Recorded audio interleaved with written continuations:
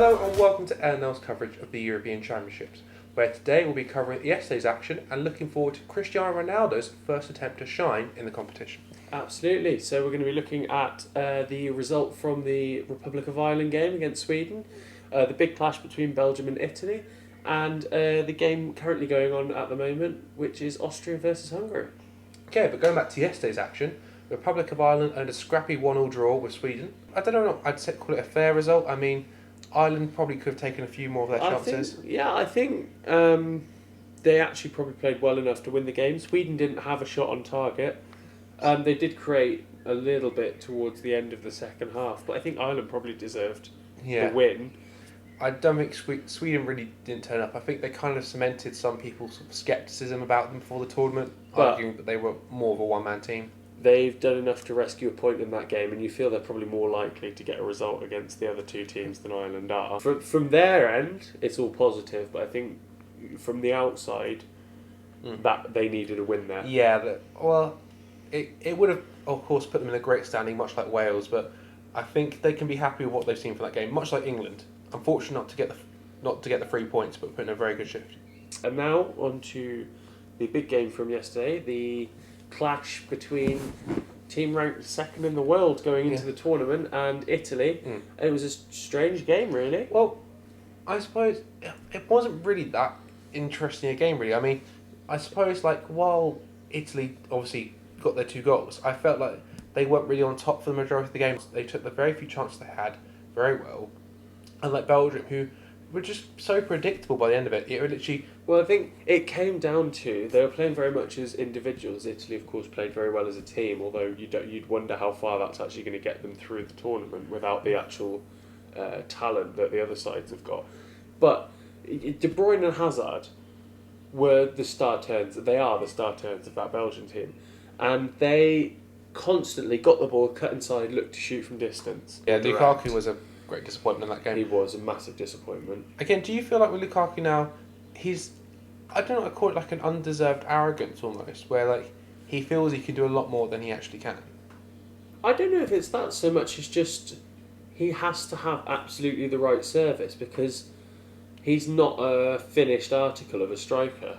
No, but then when you look at some of his performances for Everton this season and you compare it to last night, with arguably better players and better service coming to him. But it's about, as I say, getting the right... He loves to run in behind. He hates playing with his back to goal.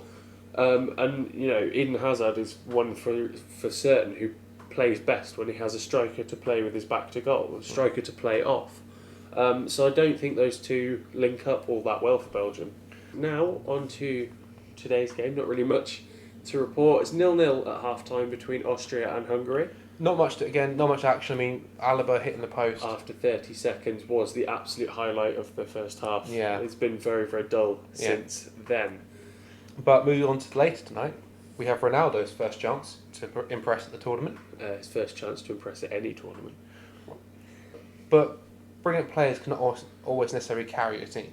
No, but they can still produce moments of absolute brilliance. I'm not saying there are still some very good players in that Portugal side. I mean, if you've got the likes of Pepe, they've Sanchez got coming through. A stronger team now than they have at past tournaments. I think that's true. But it's also a reasonably young, developing side in some ways. If you look at Ronaldo's age now as well, would you say this is his last chance to... I don't think it's his last tournament. I think it's his last realistic chance of winning. It's ironic, really, because his first major tournament, Euro 2004, in Portugal, is probably the closest he's ever going to come to winning a tournament.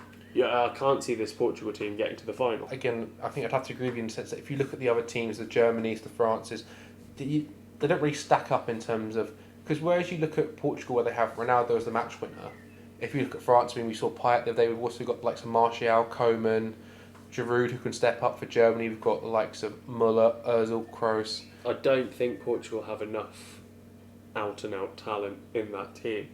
But they are providing today's player to watch for me.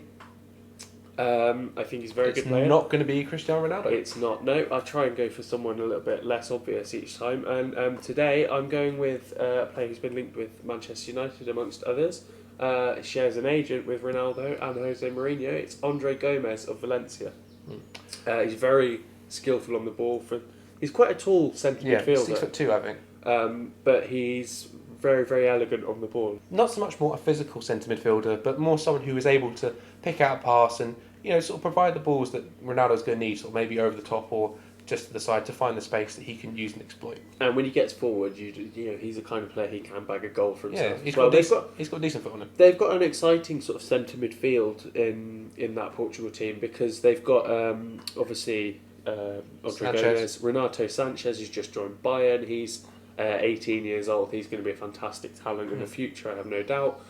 They've got William Carvalho, who's been linked with a lot of top European clubs as well. Arsenal, I think United possibly. I think even if you look forward into Europe, I think Real Madrid possibly in the past have been linked with him. So there's potential, but as always with Portugal, it's not about the talent so much. Yeah, of the players. it's a bit more. Of course, 2014 was a massive disappointment for them. They got knocked out in the group. I mean, they got embarrassed by Germany on one occasion, and so it's looking to see how they can move on from this. Absolutely. Right, and that is everything we can bring you from today. We'll be back tomorrow to bring you further coverage of the European Championship. So, until then, see you guys later. See you later.